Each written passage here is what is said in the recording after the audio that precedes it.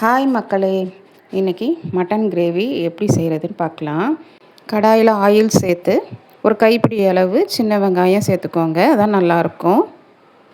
2 பச்சை மிளகா உங்கள் காரத்துக்கு தகுந்தாப்பில் சேர்த்துக்கோங்க. கொஞ்சோண்டு கருவேப்பிலை,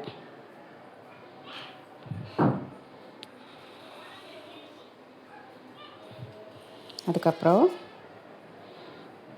பட்டை, சோம்பு, சீரகம் எல்லாம் கொஞ்சம் கொஞ்சம் ஒவ்வொரு ஸ்பூன் வச்சுக்கோங்க. எல்லாத்தையும் போட்டு அதுக்கப்புறம் கொஞ்சோண்டு மல்லி இலை, கொஞ்சோண்டு புதினா இதெல்லாம் சேருங்க, நல்லா ஃப்ளேவர் கொடுக்கும். அதுக்கப்புறம் நல்லா ஒரு பரட்டி விடுங்க. கொஞ்சோண்டு முந்திரி பருப்பு, ஒரு 4-5 பல் முந்திரி பருப்பு, ஒரு 1/4 மூடி தேங்காய் திருவுனது, இதை அவ்வளோத்தையும் போட்டு எண்ணெயில் நல்லா வதக்கி விட்டு ஆற வச்சு அதை அரைச்சி வச்சுக்கோங்க. அதுக்கப்புறம் குக்கரில் மட்டன், நான் வந்து ஒரு 1/4 கிலோ மட்டன் எடுத்திருக்கேன். மட்டன் சேர்த்து தேவையான அளவு உப்பு, அதுக்கப்புறம் மஞ்சள் பொடி சேர்த்து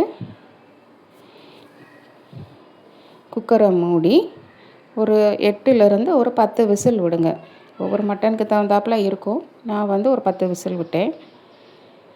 அதுக்கப்புறம் ஒரு கடாயை எடுத்து அதில் நல்லெண்ணெய் விடணும். அதுக்கு நான்வெஜ் எல்லாத்துக்குமே நல்லெண்ணெய் தான் நல்லாயிருக்கும்.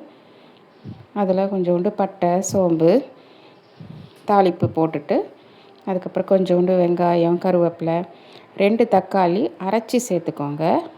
இதுதான் கிரேவி கன்சிஸ்டன்சி வரும்.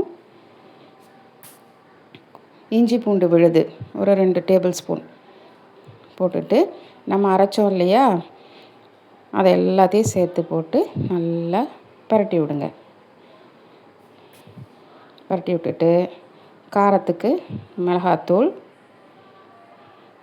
அதுக்கப்புறம் மல்லித்தூள் எல்லாம் 1 ஸ்பூன் இல்லை 2 ஸ்பூன் அப்படி சேர்த்துக்கோங்க. வேணும்னா கொஞ்சோண்டு மட்டன் மசாலா ஏதாவது ஒரு பிராண்ட் வேணால் சேர்த்துக்கோங்க. சேர்த்து நல்லா பரட்டி விட்டுட்டு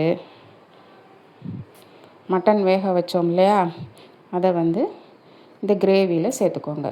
அந்த ஸ்டாக்கோடு சேர்த்துக்கோங்க. சேர்த்துட்டு மூடி வச்சுருங்க. அப்பப்போ எடுத்து கிளறி விடுங்க. உங்களுக்கு எந்த பக்குவத்தில் வேணுமோ நீங்கள் அதை வந்து எடுத்துக்கலாம்.